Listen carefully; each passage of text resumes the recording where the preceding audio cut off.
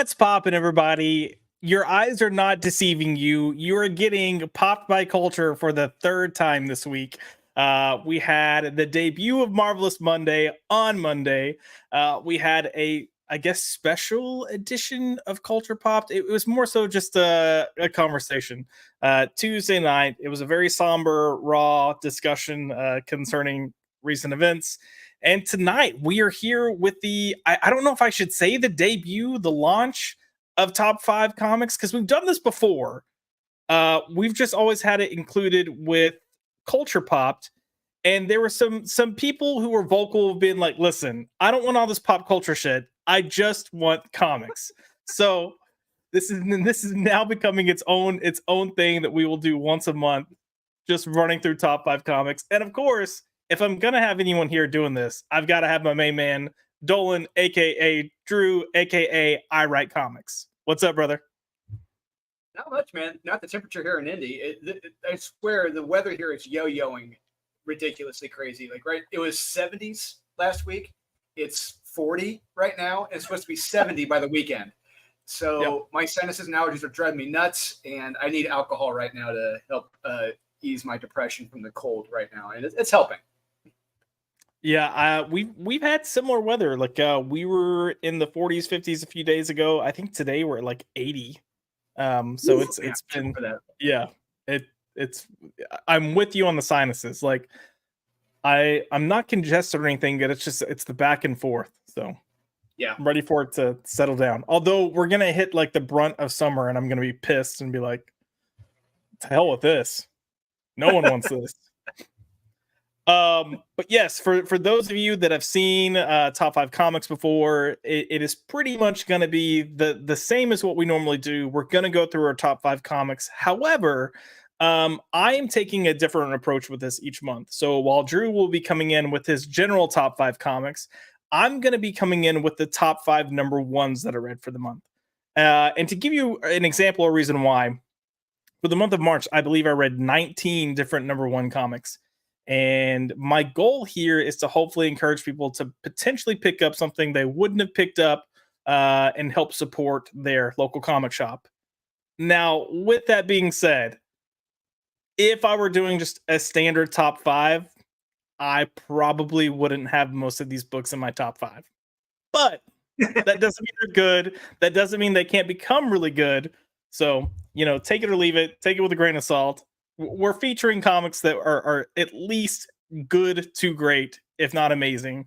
And I think we could stand to do a little more of that in the comics industry. It's rare to find a comic that's even good. Like sometimes we just get a comic that's passable and decide. We're lucky. We're lucky to get a comic that's passable anymore. And so I do the best comics of the week with Wes. Every Saturday evening, and it more often than not, we're lucky to find, on average, I would say 4, maybe 5 books a week that are good, worth recommending. It's gotten tougher, because I remember when Kyle and I were doing the best of for Comics Elite for the past couple of years, we always have like a top 10 and maybe 5 honorable mentions. Right. Whew, it's amazing how that's dropped in quality. All that. It's just a matter of a year, 2 years. A year. It's ridiculous. Yeah, it is. It's pretty freaking insane. And I will be honest. My number 5, I'd probably just give it a meh, if anything. But we'll get there. I'll speak to it when I get to it. So without further, I guess real quick, since we are live, we can go ahead and say hello to some peeps in the chat. We got Jamin D rocking out in the house. We've got Zach's bonus Josh. You're getting a lot of bonus Josh this week, man. Like I'm just coming at you. We have Comic Book Odyssey. Going to listen to this for my afternoon drawing session. Absolutely, brother. We support that. Fear Monarch, thick schedule. We're trying. We're doing some work over here. Thick with 2 C's, by the way, in case you're not watching. Adam Frey, yo team. What is up, Adam? Where's Perch? I don't know, man. I don't know. Perch is busy. We got Shield Wall of Dragons in the house. What's up? What is up, Shield? How are you? We've got Nosferatu, my favorite otter, and Jay Bowman. Hey, how's it going, Jay? Hey, how's it going? How's it going? I love I'd love that's his like one shtick with you. He's like, oh, it's the Jay Bowman guy. We have a comic, I guess, encyclopedia. Eric Breen himself in the chat. Good evening, kids. Yes. Good evening. The only man who could beat Tom Brevoort in a Marvel trivia test. I guarantee you. Nice. And then last but not least, we have Alan in the house. Hi guys. Hello, Alan. How are you? Yeah, Adam. See, don't worry. I took care of it for you. I knew Where's Perch was coming, so I just ran with it. He's at home washing his tights. Washing it and reading comics and finding out what everyone else is doing in comics. Yes. Yeah, he was trolling the comics aficionado Twitter group chat earlier, and it was pretty delightful. Yeah, I mean, it was good. He was just making an offhanded joke that people didn't realize was a joke. So then they were like asking. It was all these strings of questions, like, wait, what? So. Good times. The one time I wish I was on Twitter. There we go. I mean, it's okay. I usually try to fill you guys in. It wasn't. It was more so funny seeing everyone's reaction, not so much seeing the actual tweet itself. But yeah, without further ado, we're gonna jump into the top 5. I'm gonna kick things off with my number 5, and again, remember, I am bringing you my top 5 number ones for the month. So. I already said I was just kind of meh on this, but the writer is someone that I have a lot of faith in and that I think does typically really good work. But that is Napalm Lullaby number 1, written by Rick Remender with art by Bengal. So this is the best-selling creative duo of Rick Remender and Bengal. They reteam for Napalm Lullaby, an all-new ongoing dystopian epic with a special double-length first issue. It's a child with an unimaginable power is raised to believe he is a god by a cult of zealots, utterly confident in the moral authority of their religion. The magnificent leader has imposed his will on humanity and created the ultimate theocracy. Join them or be cast out to suffer with the masses. Did you read this, Drew? I did not even see this anywhere. I did not see this. There are several comic book shops here in Indy I go to for new books, and I did not see this on any shelves anywhere. So it is from Image, and this cover here is the one that I saw, and I was like, oh, that looks interesting. And then I saw Rick Remender, and I was like, sold, Bengal, sold, let's do it. And I think coming off of The Sacrificers, I had really, really high hopes, and read the issue, and look, it's fine. It didn't completely hook me. But I will say you get thrown a lot of just story elements just right off the bat. Like you start off in one time period, it's this elderly couple finding this baby, protecting this baby, saving it from this like robot beast. Then it jumps forward in time and you see this guy who's just slaughtering all these priests. Oh no. No time jump. Do not do that in the first. You don't do time jumps in the first issue. Don't. Right. But you don't fully understand. Then this is part of my problem. You don't fully understand what's going on. You're just like, okay, like I know we did a time jump because visually I can see the difference, but I don't understand who these people are and what the connections are. Yeah, and then it's like when you have a new series, new characters, people have no clue about. They're trying to learn about them. You don't want them even more confused in the first issue. Especially when you have no one, they don't know who they are, and you're time jumping on top of that. That's just going to, I mean, I know there's a certain percentage of an audience that does enjoy that, does like that, but a vast majority of that audience does not like that. You're going to alienate a significant more number of readers than the ones who do enjoy that. I will agree, because I think it could have been a like barrier upon entry if depending on how you are. Even finishing the first issue, because our two main characters, which are these two characters featured here on the cover, you don't even see them until like, 2/3 of the way through the book. And it's almost like you have a third for the flashback, a third for this other character that you're trying to put the pieces together. And then you get to these two at the end. And you're like, oh, okay, they're the people from the cover. Got it. But you still don't fully know what's going on or what their mission is and what they're trying to do until the last page, which I won't say. And that has me intrigued and interested. Aside from that, they both have really interesting powers. So the girl, she can create like dreamscapes and make you think, she kind of, it's almost like a Scarlet Witch type thing. She can alter reality and mental, but it's just all in your mind. So so Mastermind. She's Mastermind from the Hellfire absolutely. Club. Yeah. So, you're thinking, something's going down.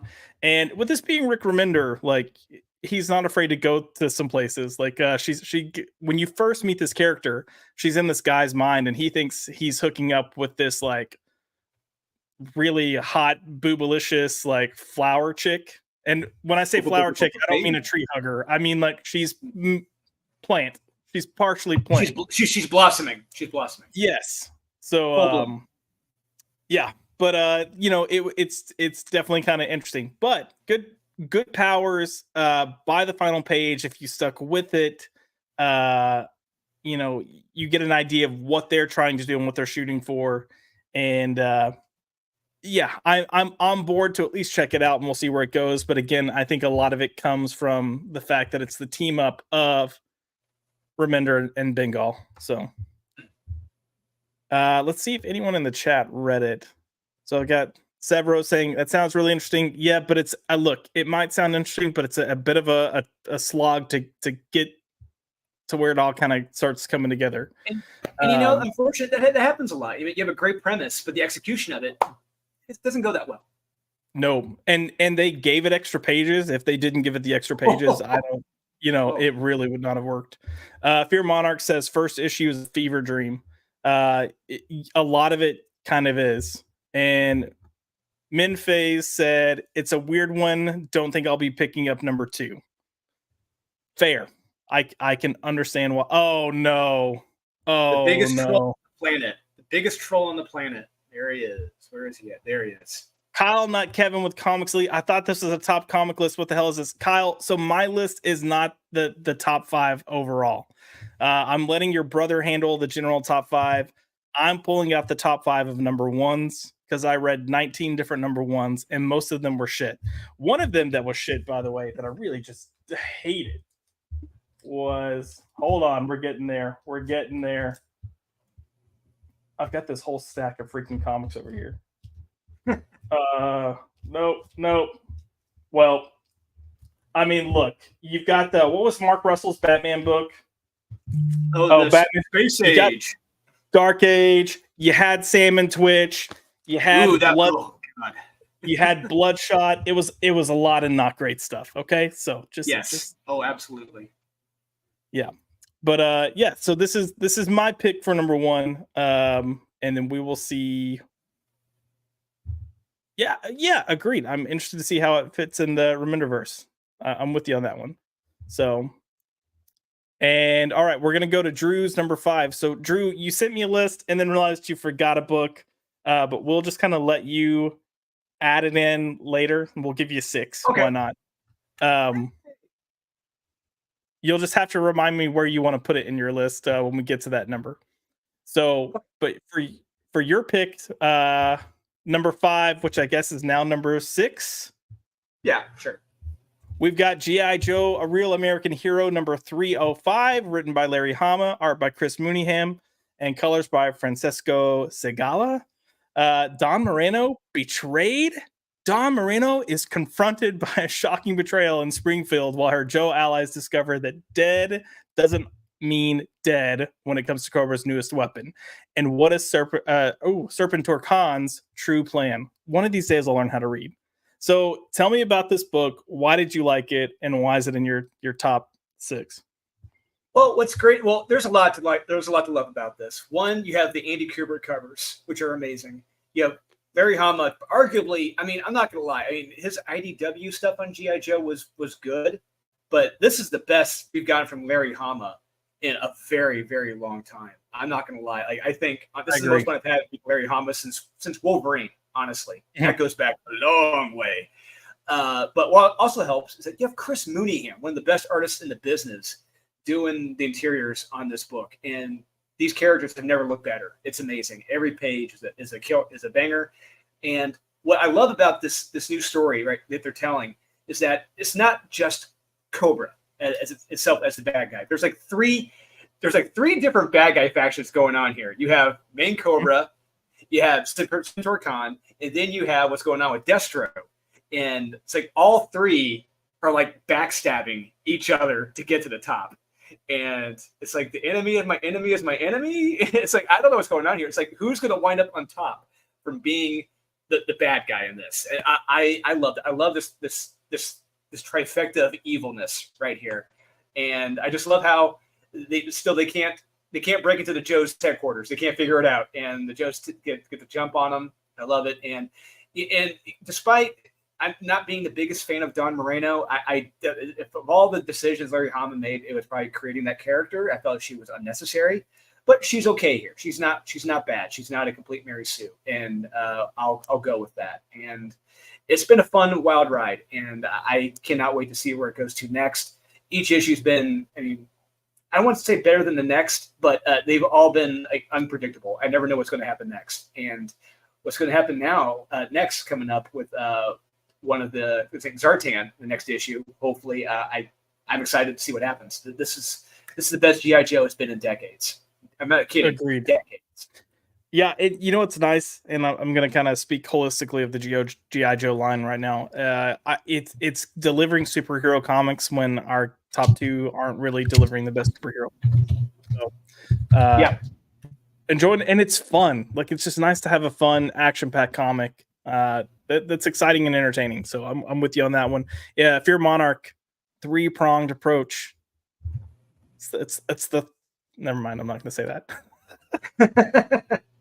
But yes, I do think I agree with you. This is some of Larry Hama's best work that he's delivered in a while. You know, I've been vocal about not being the biggest fan of Chris Mooneyham's art in the past. However, it was with Nightwing, and I do enjoy it more here. I feel like that kind of grittiness texture to his art works better here. And for me, with Nightwing, I always want something a little more sleek and slick, and I don't think that's his style. But for his art style, there's something about it.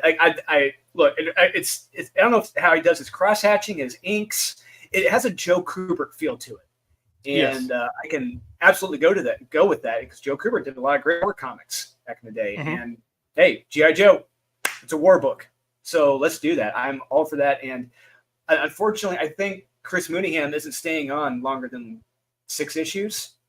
Yeah. So, do we know who's coming in after? I think they announced it, but I forget who it is, and I was underwhelmed by the name. Otherwise, I would remember. I can't remember. I feel like you're right, and I can't remember either. We'll have to look that up. But yes, that is our top 5, or our number 5 in our top 5. So we're gonna move on to number 4, and my number 4 pick of the week. 4 number 1s coming out in the month of March was Ultimate X-Men number 1. Now, Drew, okay, before you set me on fire, I want to say I don't think this is a good X-Men book, but I think it is a good story in and of itself. And I think the biggest disservice to this is the fact that they called it X-Men when it's just Armor before she even becomes Armor. But yeah, there's this kind of weird element and aspect to it that I appreciated, and I didn't think I was gonna enjoy it because I typically look. I know this will get me canceled in some audiences on the internet. I'm not the biggest fan of Peach Momoko.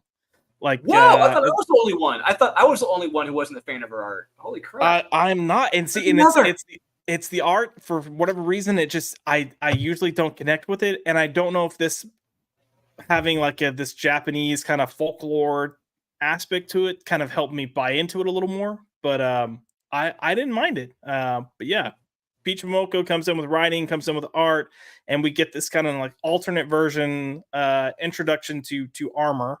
And it's honestly pretty damn dark. Like there's a kid that I'm trying to remember. He commits suicide. Is that right? Or goes missing? There is a kid that commits suicide. Sure. I honestly I made it. I think 4 or 5 pages in before I tossed it down. Like, I can't finish this. I can't. Okay. So if what I can remember, if I can remember this correctly, because it's been a month. There's one kid that commits suicide. There's like another kid that goes missing. It's all kind of playing into the plot line. You have this Japanese-esque Shadow King type character, and then you have Armor unlocking her power. I thought it was solid. I enjoyed it more than I thought I was going to. I just wish it was Armor and not Ultimate X-Men, because when I read Ultimate X-Men, I want the X-Men. Ding, I ding, at ding. least want, yeah, I at least want 3 of our like, you know, I need to either have Cyclops or Storm or Wolverine or Gambit, Nightcrawler. I need to have, you know, at least 2 or 3 of those in there if you're going to call a book X-Men. And I will say, could this book bring them in eventually? Yeah, sure, but nothing about this to me said X-Men. It just said Armor. And despite that disappointment, I still thought it was a really solid story. I will say, for the last 20 years, Marvel has tried to make Armor one of the next big X-Men characters. Literally the last 20 years, and it has not taken. It does not take. There's something about the character, it just doesn't work. It's just she's not interesting. And, I mean, granted, she looks interesting, but she's just not an interesting character. It just it hasn't worked. I don't, maybe it's not they haven't found the right voice, the right creative team, but it hasn't. It just stop. You haven't given 20 years to pass this character along. It's about as long as you've had for the Power Pack. All right, come on. It's just not going to take. Come on. What do you have against the Power Pack? That was my favorite book of the month. Oh yeah, no. They are lame. I agree with you. Nothing has happened to really make Armor jump out as a character, and I think the peak of excitement I've had with the character was Joss Whedon's run, and it wasn't even a peak. Ago. It was like, yeah, and it was a situation of, hey, there could be potential with this character, and that's all I felt, and I haven't really felt anything outside of that. Yeah, let's see. Fear Monarch says Power Pack, more like Nap Attack. Zing. Zing. And Severo, Armor is pretty cool as a side character. That's about it. Yeah, and look, side characters have their place, but I don't think they've really done anything interesting. Like, is it Hisako? Yeah, Hisako as a character, as a person, I don't think is very interesting. And Drew's right. Her powers are cool. She looks cool, but you got to have more substance than that. Yeah. So Drew, we're moving on to is this going to be number 4, number 5, number 5? Yeah. Be number 5, but I sent in the private chat where that one book belongs. Oh, okay, let me look at that real quick. Okay, good to know. Yeah, you're really gonna lambaste me then. All right, Drew, your number 5 is going to be Cobra Commander number 3, written by Joshua Williamson, art by Andrea Milano, and colors by Annalisa Leone. So we're going with another G.I. Joe book for you, and tell me about it. What makes this better than G.I. Joe? Well, okay, so this has a bit of my personal preference to this, where I like darker stories. Mm-hmm. And Cobra Commander, of all the Energon books, this is arguably the darkest series that they do, and the most violent series. Because if you read issue 2 of Cobra Commander, holy crap, what these hillbillies, these murdering hillbillies living in Florida do to some people is ridiculous. And what they're trying to do to Cobra Commander here is even more ridiculous. They're trying to crack open his mask, trying to get the secrets, like, hey, where's the Energon at? And all the while, Cobra Commander, he's just taking it. He's taking the torture, and he's playing them against each other. He's playing mind games with them. I love it. And the art is fantastic. And the fact that, so this is going to be the 1 of 2 times I'm going to bring up his name. Josh Williamson. The same Josh Williamson who wrote Night Terrors, who's writing Superman and Green Arrow. He's writing this and another amazing Energon universe book. I swear to God, I told Wes, there are 2 Josh Williamsons in this universe. And it's like the movie Enemy with Jake Gyllenhaal. It's like, I like this Josh Williamson. This is the Josh Williamson I want to hang out with, not the one at DC Comics. Because I can just tell, really, maybe you can't, I can tell creatively, but I can tell he's having fun with this. He's having so much fun writing this series as well as Duke. And I love that. And it shows here. And more books should be like this. And like I said, you don't know what to expect with a lot of these Energon books, especially Cobra Commander. And I like that. You can keep me on my toes, and I'm turning the page to figure out what's going to happen next. I love it. And Cobra Commander is just that. Yeah, I agree with you. It is the darker book. I tend to like darker things. It is a page turner. I'm on board with it. Yeah, I don't disagree with anything you said, and I'm with you in. There have been books that I've read from Joshua Williamson where I'm like, this is good, but then you'll get like and the next issue, and it's just like, what the hell happened? Or he'll just completely fumble his ending. Like, and I fumbles being kind. So I'm always weary of Williamson, but I do feel like he's delivering his best work with this and another book, which we may or may not talk about in a second. But yeah, definitely a good pick. This would be in my top five for sure. If I were doing a general top five. But Fear Monarch is going to let us know that his number one pick is going to be Birds of Prey. Absolutely, Totes hands Dorbs. down. Yeah, did you say Totes Dorbs? Totes Dorbs. Totes Dorbs. We also have DJ Smith in the house. Hello, DJ. Welcome to the chat, my friend. And yeah, typical Florida moment. The only thing we're missing is, some crazy chick on bath salts eating another person, but yeah, this is a Florida man type series right here, and I can absolutely go with it. And this is a 5-issue run, is that correct? Yeah. No, this is 6. Duke is 5. Okay. Okay. Yeah. Okay. I was getting the two mixed up, but yeah. Oh gosh, here we go. Kyle saying no one's ready for his top books. Well, I mean, of the week. We're doing the month, but yeah, I think we'll be ready to see what you have to say about this week's releases tomorrow night on Max's channel. And I think that's a trick question. There are no top books of the week for him. I'm gonna really, yeah, nothing at all. Huh. I'm gonna say no. I'm gonna say he has none. I'm going to give him shit in the comments tomorrow night then, if that's the case, because I thought there was some decent stuff. Yeah. Oh, yep. Severo here. If Williamson is that different where he's writing, is that an indictment on writing for the big two? Yeah. I mean, look, we definitely know for a fact that a lot of the editors are kind of telling the writers what they're going to write and how they're going to write. But beyond that, too, I can say for certain that DC in particular has a problem with not sticking with their plan. So they will come up with an idea for a book, map out the issues for the book, start working on the book, get 2, 3, 4 issues into the book, and then decide, oh, hey, we changed our mind. We're not going to do this anymore. And it's like everything that this first story arc is being based on, then suddenly changes. So it may not be his fault, but I think some people still manage to land on their feet a little better than he does. Now, if he lands on his feet with Cobra Commander and Duke, I will stop my naysaying. How about that? But yeah. Oh, I'm sorry. That was Drew's message to me. Gotcha.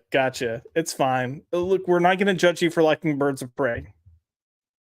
At least live on stream, anyways. But Vimarnik also put most people writing at DC reads like they just do the job and go home. And look, that's more or less accurate. There's this whole thing going on now where because the whole talk of Comcast coming in and potentially purchasing, and that has DC writers like panicked. And I'm like, dude, we've had 2 years of y'all panicked about whatever changeover might happen. Just come in, do good work, like get over it. So. Yeah, we're gonna move. No pride in their work. They don't believe. Yeah, there's no pride in their work, and it shows. We don't care, and it shows. Kruger Industrial Smoothing. We don't care, and it shows. Right there. There you go. We don't care, and it shows. I'm gonna move on to number 3, and I'm gonna give everyone a forewarning. Drew is going to shit on me like crazy for this. I apologize in advance, but I will explain myself. With my reasoning here. But my number 3 pick for number 1's coming out this month was Feral number 1, written by Tony Fleegs, art by Trish Frost, Forstner, colors by Tony Rodriguez. Okay. I want to be very clear. I really liked this book. and it would probably be in my top 5. I think if I was doing a general top 5, I'd have a lot more kind of weighing to do with this. However, while reading this, there are a couple of things that I kept feeling. One, it's not as good as Stray Dogs, so that automatically just for me made it feel lesser. And there are a couple pages here where I was like, I get it, let's move on. And it's after the ambulance crashes, you got the cats there. They're looking for shoot, who are they? What's the cat's name they're looking for? Is it Hero? I forget who you're talking about. Yeah, I know you're talking. Friend, but it's Pat. Yeah, it's Patch, and then this cat, and they're looking for the younger cat. And the whole time it's like, where is this cat? And they're calling his name, and then it's like, oh, why are you always calling his name? Like, he'll be fine. And then she's calling the name and panicking. It's like, oh, he always comes back. It's fine. And then she's like, we got to get home. And he's like, oh, we don't have to get. It just the back and forth. I was like, we could have had half of it, and I would have taken more. Like, holy shit, what's going on in this world? And it's basically a zombie book, but with rabies. So like, yeah, it was good. I enjoyed it. It's fun. I will give the team credit because even though they're cats and they're kind of like almost like a old school animation Disney type appearance, it works perfectly. You feel for the characters. The emotes work well for the characters.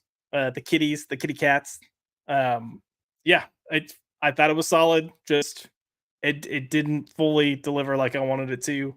And it may have been another situation like with Rick Remender. I had so much hype from Sacrificers, I may have put too much expectation into this.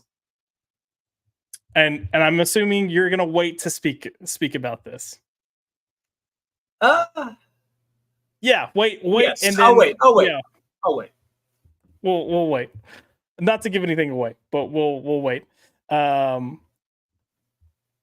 your number 3 pick is Duke number 4, written by Joshua Williamson, art by Tom Riley, colors by Jordi Belair, a kick-ass book. I have not read this issue because my LCS was sold out, and I'm trying to like make sure they get my money. But tell me about it because I'm pissed I haven't read it yet. Yeah, you said it. I mean, it is a kick-ass, adrenaline-filled action book, and I love this. And what's great about this, like I said, just like with Cobra Commander and this issue, I can tell in the series in general that Josh Williamson is having fun with this. Why? It's how creative he gets with what could be used as a weapon. He's using a flipping fighter jet as an actual weapon, taking out people. Other vehicles taking out other vehicles. It's just like, who thinks of that? That's awesome. That's so creative and fun and wild and crazy. I love it. That's what you want from comic books. You're not taking the basic bitch Netflix approach, you're keeping your expectations low. This is exceeding those expectations. You're enjoying the fact it's a comic book. It's stuff you probably can't afford to do in a film. I love it. And this is what I want in a G.I. Joe related comic. And you got Duke and the Baroness, just as frenemies, if you will, more or less. They're not sure if they could trust each other. And you got Mars waiting in the wings to see how things play out. I love it. It's got the intrigue. It's got the action. I really, I want more people reading all of these books. I want them veering away from Marvel and DC and picking these up because, I know I'm going to say it again with another book coming up later, but it's amazing how Skybound has nailed it on every single series so far. Every single book, G.I. Joe, Duke, Cobra Commander, Transformers. Every book has been the banger. And I love it for that. Because it shows they're trying. They want to produce a quality book, and it's showing. And the creators are having fun. Josh Williamson here is having fun. I can tell. And this is the Josh Williamson I want to hang out with. This is the guy I would love to write with or hang out with, swap stories with. Not the one at DC Comics. Like, go fuck off, man. You're boring as shit. I mean, you're not creative at all. And this is I swear, there are 2 Josh Williamsons in this universe. And I want to hang out with the cool one. And this series is stunning proof that you can do a kick-ass comic.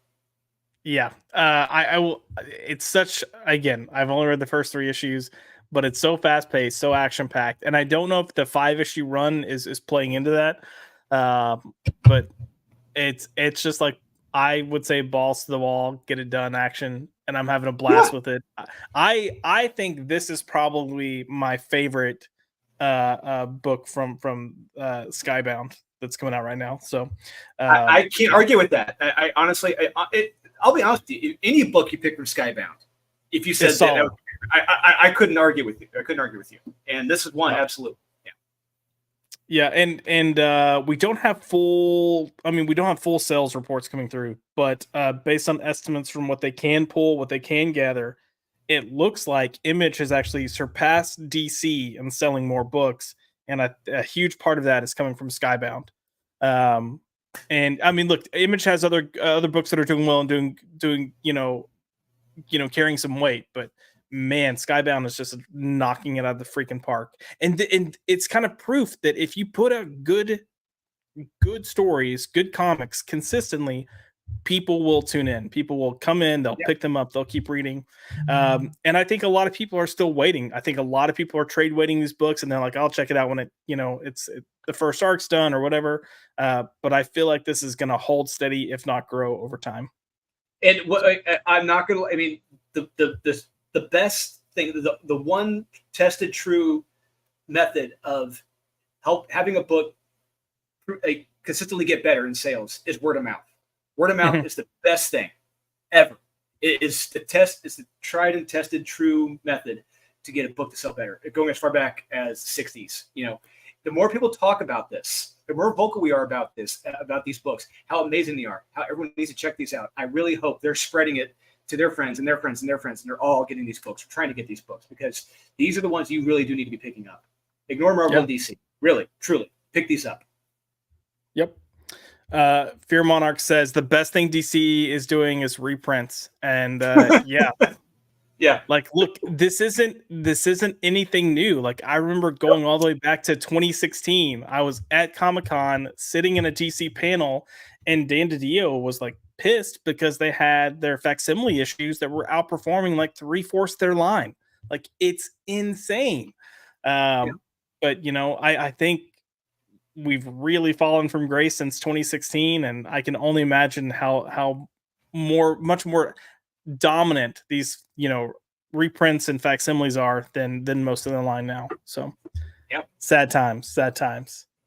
All right, we're counting down our way. We're reaching our number 2. This is going to be an interesting for you, Drew, but we'll get there. We'll go ahead and start off with mine. And my number 2 pick is The Batman First Night by Dan Jurgens, with art by Mike Perkins and colors by Mike Spicer. Okay, I'm going to start this by saying it's not a perfect book. And there were, oh, geez. Oh, God. I asked this loser, hey, what are you doing Thursday night? I don't think you have class, right? Do you want to come do this top 5 comics with us? And he's like, I was like, oh God, don't tell me you actually do have class. He's like, no, I've got church. And I was like, okay. Well, I can't get mad about that. So enjoy church, and we will wish you were here. But now he's showing up in the comments like, what a loser. What a loser. Oh, he's talking back. At least you didn't choose the No, but I did read that book, and I was like, oof. Kyle, you think this book sucks? Oh, I completely disagree. First of all, let me just say this. Mike Perkins and Mike Spicer's art alone is worth picking this book up. I think it's a freaking beautiful book. The art is incredible. Is this, breaking new ground? No. You've got Batman. It's in the 1940s. It's a modern take of Batman in the 1940s. As if 1930s. It's latter 30s. Great Depression going on. Right. In America is still an isolationist. They haven't jumped in yet into the World War. So there's a lot of those topics going on. And meanwhile, you do have the Nazi Party over here trying to tell people, about the Nazi Party. But we're still an isolationist nation, and there's a lot of great elements going on here. Stuff that did happen in the late 30s before we jumped into the war. Absolutely. So Fear Monarch is jumping in with, it's got a couple of cringe pages, but the art and storytelling is slick enough I am with you 100%. There is this random moment in this book where a priest just suddenly, or no, it's a rabbi just suddenly starts giving this like speech, and I'm like, and that brought it down for me quite a bit. But other than that, I like that it was Batman. I like that he came across as a skilled but normal man. I like that the fights were brutal. You've got the bad guy chopping heads off in this book. Like it's got some good stuff going for it, and I'm really curious to see where they take it. And it's nice to get a book that actually feels like Batman again, and that's my thing. And maybe I'm boosting it up a little bit because of that, but I'm someone who has read Batman pretty much my entire life, and I finally stopped during this Chip Zdarsky run. I was just like, I can't do it anymore. It was Gotham War. Gotham War did me in. I was done. So it was nice to read this and feel like I was getting something that actually felt true to Batman as a character. But you know what, Max?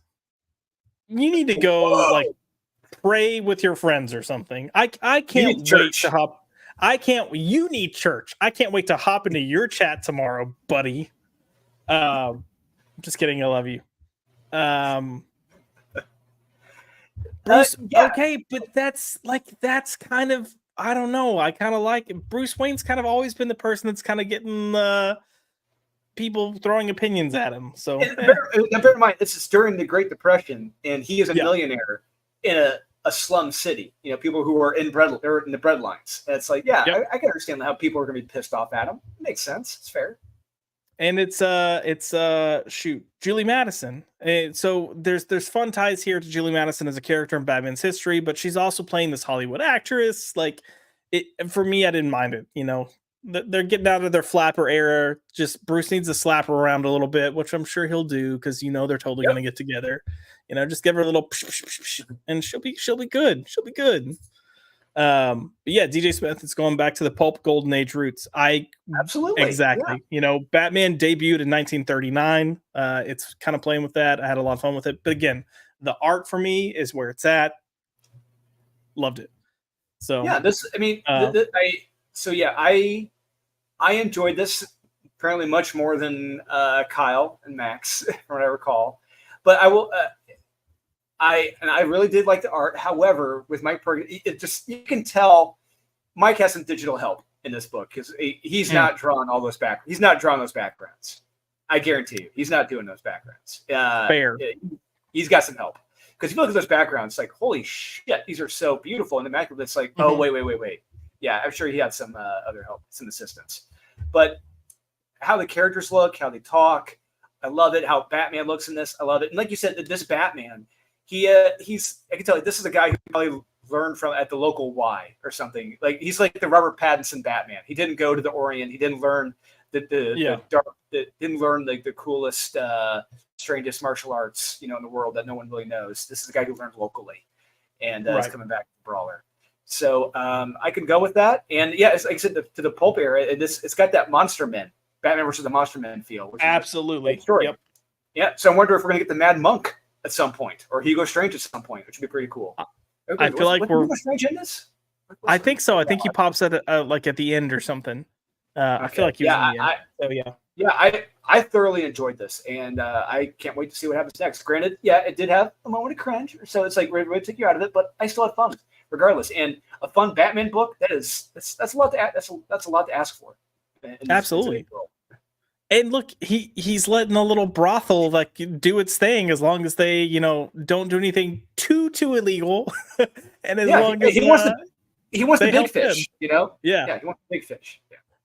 I just want someone to call him a mook or something. But Fear Monarch coming in. Speaking of the cringe moment, Fear Monarch is like, dude just shows up and gives us a history lecture on that silly painter guy and the conflict. And I'm like, am I in class again? I've heard of this for 12 years growing up already. Yeah, you're not wrong, man. I felt the same way reading that portion.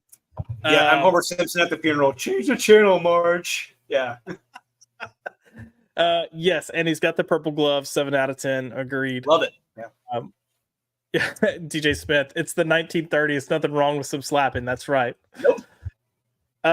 Drew. So we're technically going to move on to your number 3 pick, And your number 3 pick is Transformers number 6. Written by Daniel Warren Johnson, art by Daniel Warren Johnson, with colors by Mike Spicer. This was a good issue. It was really fucking good. I really, really, really enjoyed this. It was a great issue to go out on. Art was bombastic and huge, just like it should be with a GI, just like it should be with Transformers. They're beating the shit out of each other. I love it. That's how it should be. It's Rock'em Sock'em Robots. That's Transformers at its core. And the sacrifice made in this, I really dug it. And I read a comment somewhere, like just not believing, not understanding, not buying the Autobot Matrix leadership, just like doesn't, or not knowing about that. I'm like, no, this is established lore. Going back to the film, the leadership matrix, and storing the energy and everything, restoring power to it. It's established. That's legit. And how they do it, I absolutely go with it. I still love Optimus Prime using Megatron's arm as his other arm. And the one moment in this I loved. It was when he so one of the things about this series that does not get talked about enough, as a creator, I appreciate, is the lettering. The lettering in this series is fucking amazing. And I think Daniel is doing the lettering himself. I could be wrong, but I think he's doing the lettering himself. But what's great about it, in one of the pages, the lettering says, "You know the song." And it's like, I automatically, I'm just playing in my head, "You got the touch, you got the power," from the movie. It's like, that's what he knows what he wants you to think. He wants you to think that song. Well, Optimus Prime is kicking ass. And I love it. He's fighting Devastator, one of the greatest toys in Decepticons ever. I love it. There's nothing not to love about this series. Daniel Warren Johnson he saved the Transformers. He saved them. They were in the shithole because of IDW and because of one of the Moron twins that was over there. But I love it. And I really, really, truly hope this quality stays with Daniel Warren Johnson just doing the writing. We've seen the preview pages with I forget what the artist's name is. They look really good. And I was shocked, and I really hope that quality stays because Transformers is so damn good right now. They're back on top, and I love it.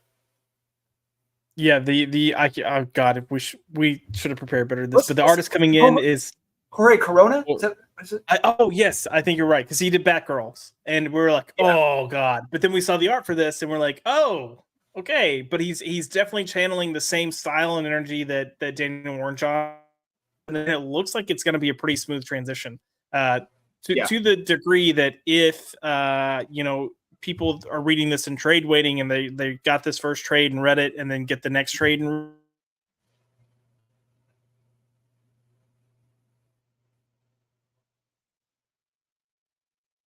oh, did I freeze? Or Josh, did you freeze? Uh-oh. Did Josh freeze, guys, or is it me?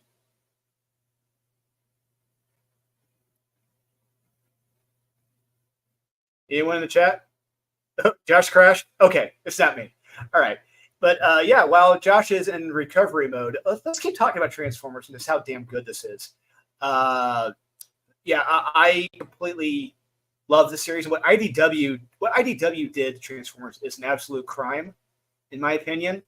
Going as far back as what Max Visaggio did to Cup.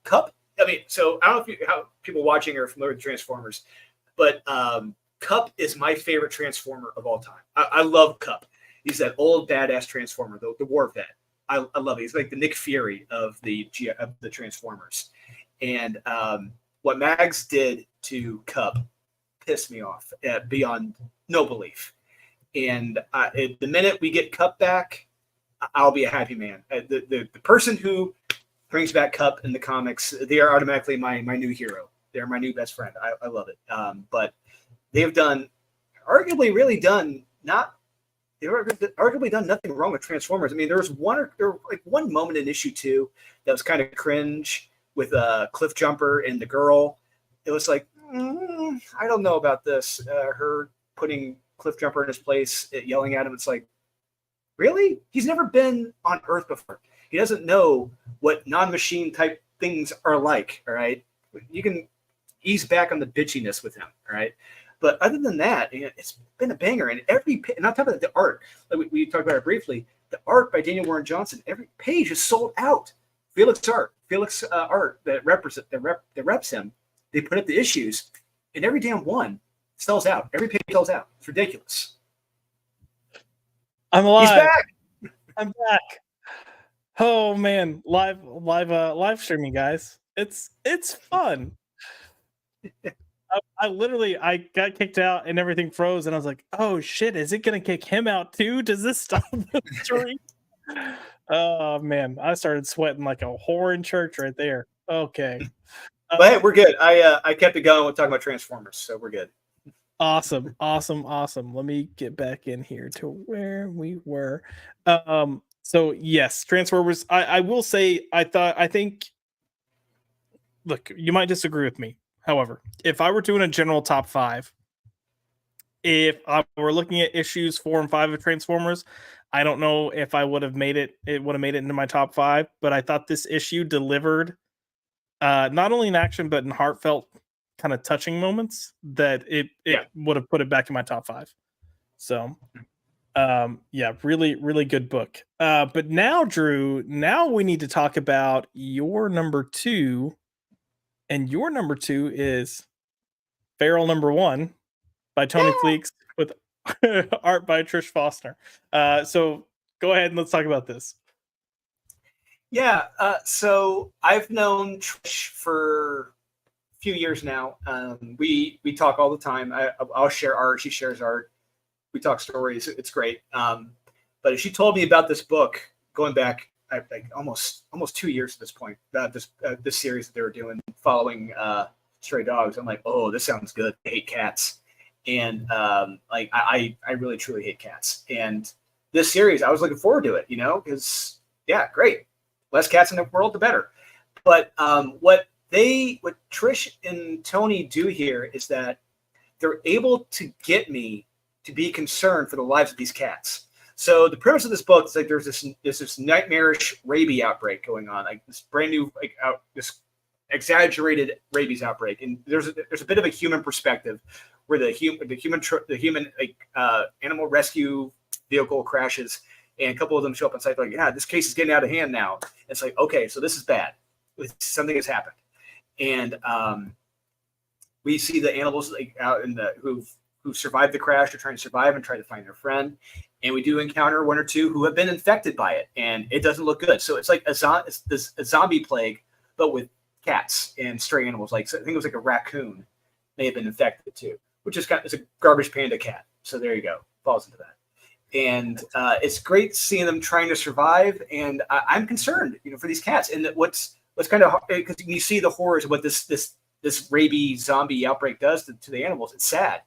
And when you see what you see at the very end, damn it, Kyle, shut up.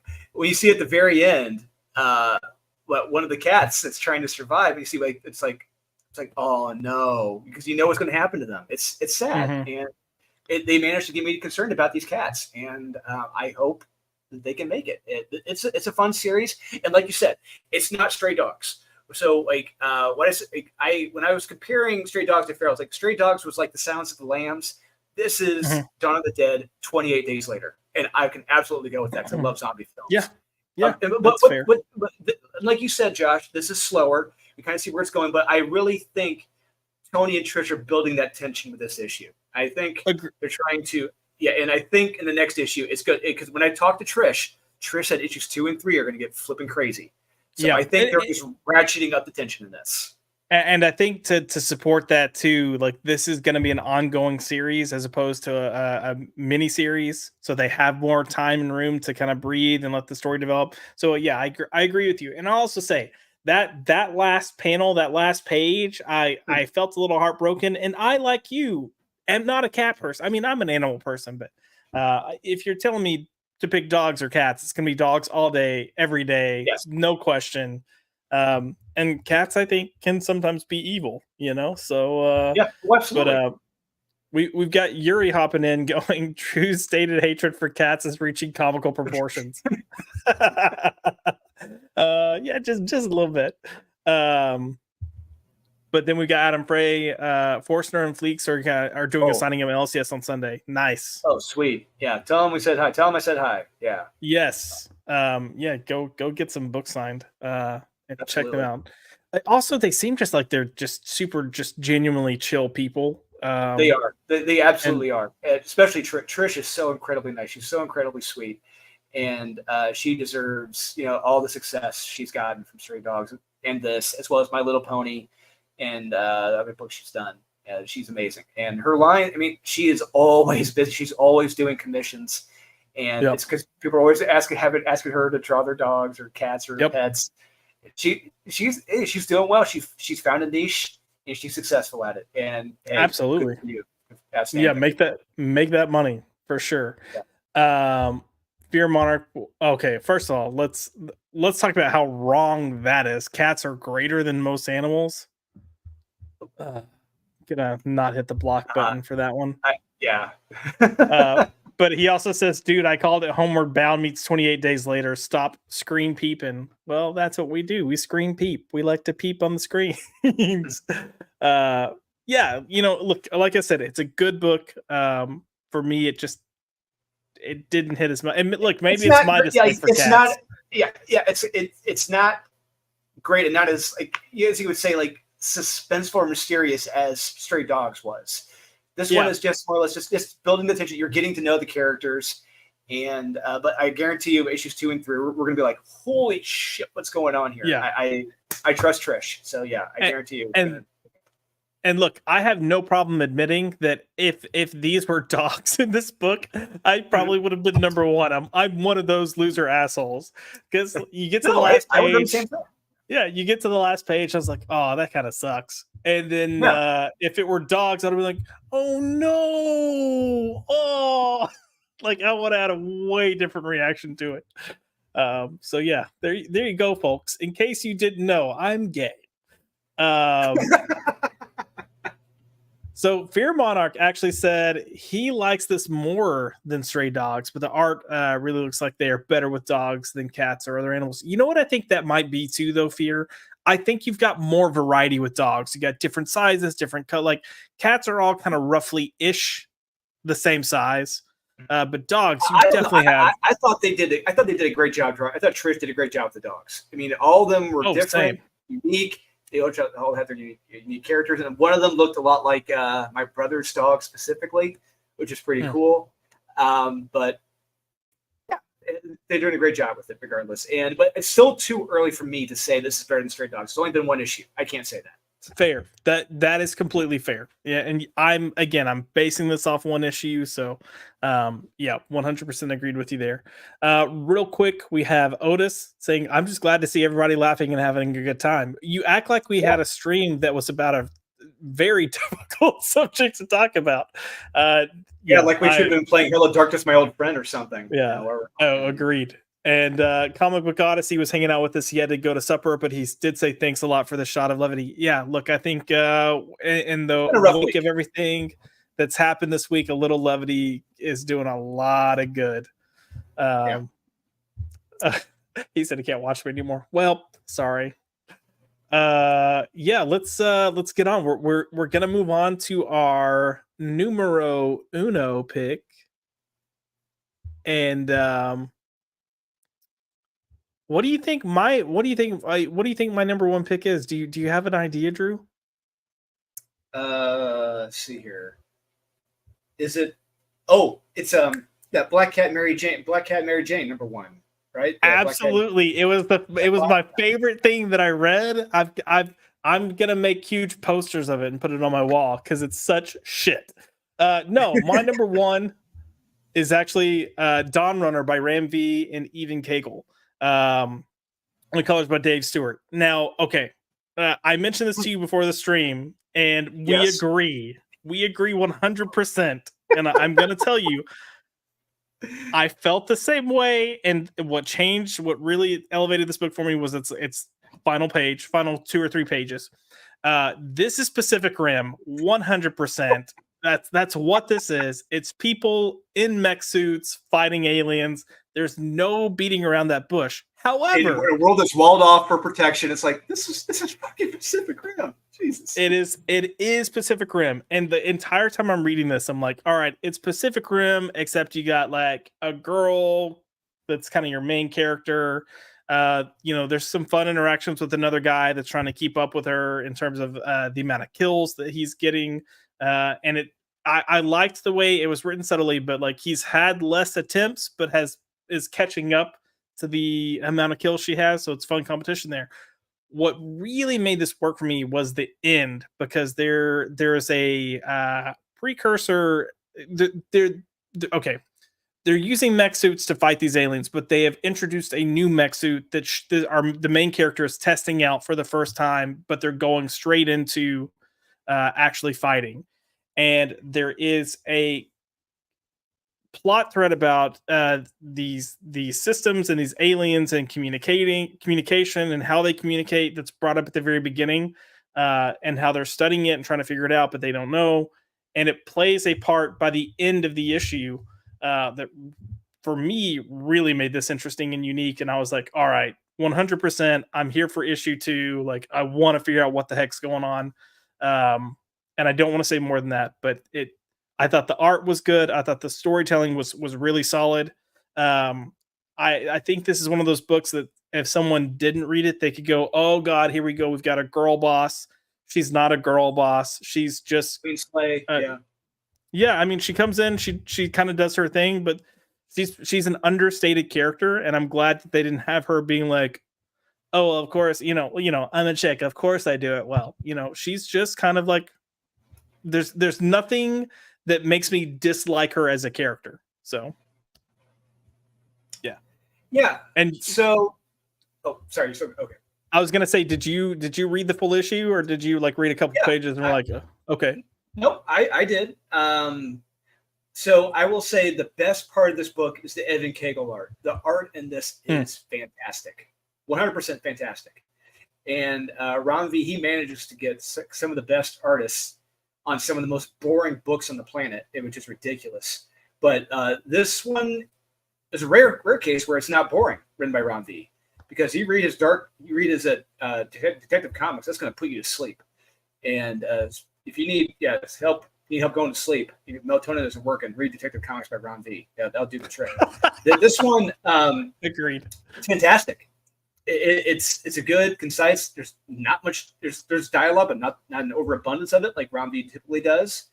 And I think he understands the story that he's telling here. I wish more were like this with Ron V. We got more of this, but not to the point where you're ripping off other IPs, but stories simple like this.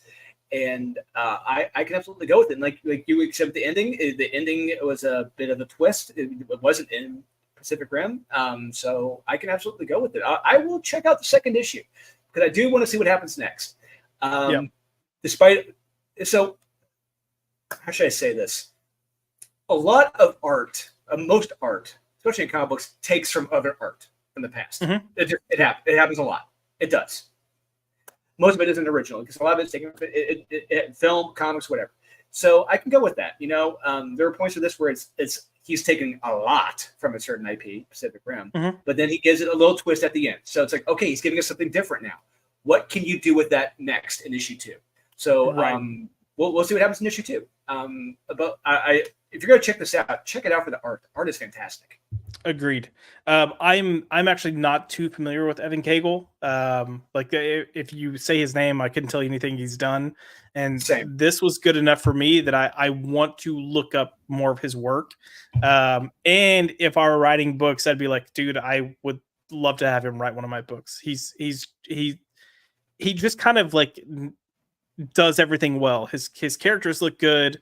His designs are good. It's a clean look. He's got backgrounds that actually feel like backgrounds. Like it's solid work. I'm happy to have discovered him through this. If that's all Dawn Runner ends up giving me, but yeah, this for me was the number one for March. But now we're gonna move on to Drew's number. Actually, we got a few comments real quick. So first off, Otis says, "I'm joking. I don't care." I know you're joking, brother. I was joking with you too. Don't worry. This guy Drew can tell you I joke a lot about stuff I probably stuff I probably shouldn't. It was like you and Kyle. I think Kyle's worse. Yeah. But Kyle is worse.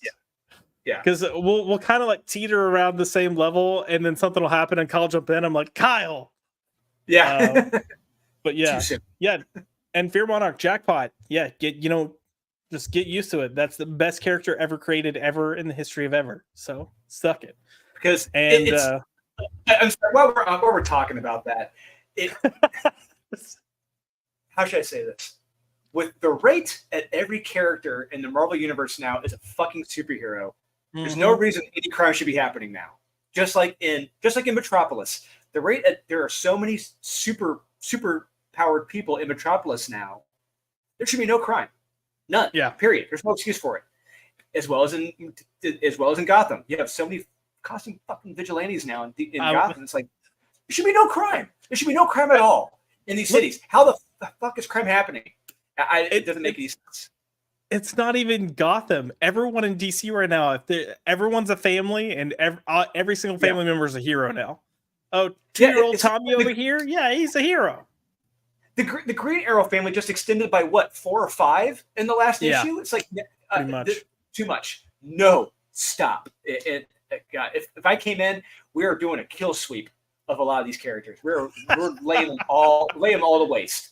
All right, that's how it's got to be. You gotta lay them all. You gotta take it back to basics in real stakes where there's real challenges, and there's not every fucking character's a hero. Because not every character should be a superhero. Not every character should be superpowered. Yeah, agreed.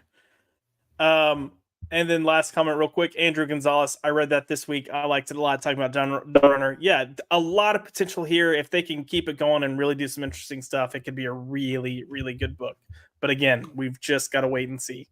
But with that being said, we are getting to the official number one pick of the week, the real number one. And that, my friends, is going to be Conan the Barbarian, number 9, written by Jim Zub, Doug Braithwaite returning to art. No, it's Roberto Del Toro. Oh, Roberto shit, my bad. See, I thought, no, okay, time out. I thought so. And then the issue on Images, or who is it? Iconic, what is the publisher? Anyways, the website had it wrong. Titan. Carry on. Yes. Anyways, Roberto Del Toro is back. Fucking A. Like I thought I was like, dude, I had this backwards. And yeah. Anyways, he's back. Great book. Looks fantastic. This is your pick, though. I'm gonna let you run with it. Oh man! So when I open this up, like because okay, I'll just say it real quick. I like Doug Braithwaite as an artist. I appreciate his art. I really respect his art. The problem is we talked about jarring art, and you go from one style to another. It was incredibly fucking jarring. You go from Roberto Del Toro to Doug Braithwaite. It's two different styles completely. And when we got his, I'm like, wait a minute, this is the same series? This is the same book? And I was so disappointed. And I shouldn't say it's bad, but when you're so used to a certain awesome style and you get another style, it's like, it's like reading the X-Men crossover in the 80s, Extinction Agenda, when they're in Genosha, and you had like the 5 or 6 different art styles, and you're just like, I'm just here for the Jim Lee art. Let's just get back to that. And so it's like, I like Dave Braithwaite, but I want to get back to Roberto Del Toro because we see his art here on the first page. It's like I said, it's like setting foot in a hot tub on a cold day. You know, you're just relaxing. It's amazing. I love it because his art is so fucking beautiful. The lettering in this is beautiful. Everything about this gives you that great 1970s Conan pulp vibe, and I love it for it. It's got the violence, it's got the hot babes, it's got Conan being a badass, it's got the callbacks to certain Conan characters in the past, a certain antagonist who showed up in the very first Conan story, Tower of the Elephant, and you got another Robert E. Howard character that shows up as well because Conan, he didn't die. He goes, I think, 80,000 years into the past. We see another Conan, we see another Robert E. Howard character he crosses paths with, and they have a great fucking fight. I love it. And there is nothing not to love about that. And the prose, the prose in this, when you're reading this, it feels very much like you're reading a Robert E. Howard Conan story. from like over 100 years ago at this point, and they're fantastic. This is the best Conan has been. I'm gonna say this is better than the Dark Horse stuff. This is better than the Marvel stuff. Almost better. You know what? Okay, it's almost better than the Marvel stuff. Almost, because Roberto Del Toro's art is so damn beautiful. Like, I cannot wait till they do an oversized 11x17 artifact edition of his art, because I want to see the black and white pencils of his art. They are so beautiful. The lettering is beautiful. This, if there was ever an example of a perfect comic book, it is Conan, right here from Titan Comics. They have it's like I said, the writing, the art, the lettering, the coloring, everything, the covers, everything about this book is top notch. This is everything a comic book should be, and this is the best Jim Zub he's ever been. I just like with Josh Williamson, I think there are two Jim Zubs. The Jim Zub of Marvel, I don't want anything to do with that guy. Dude, get the hell out of here. This guy, Jim, come hang out with me, guy. This is the guy. I want to hang out with you. I want to party with you, Kevin. Yeah. Let's talk. But Roberto Del Toro, I swear to God, I mean, after he finishes up on Conan, I don't know how long he's going to be on here. I swear he is the next superstar. Roberto Del Toro is going to be a superstar after Conan.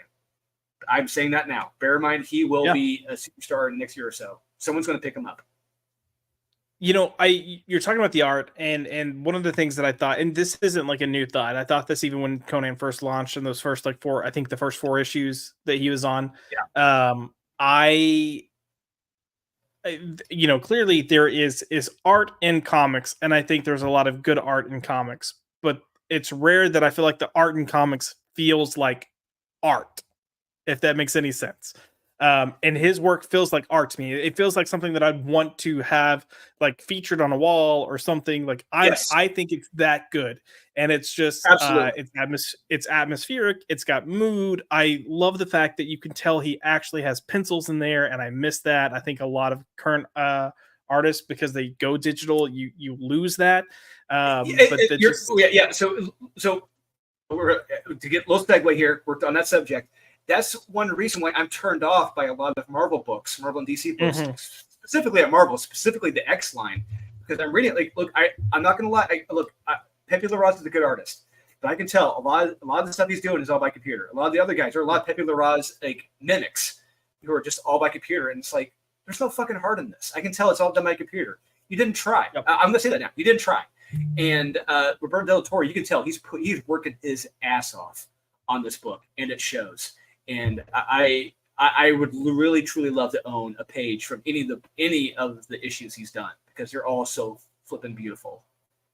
Yep. And I don't want to diss Doug Braithwaite. I think he's done a solid job.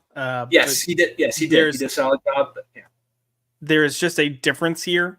And when it's like I don't know, it's almost like returning home, like that feeling of being like, oh.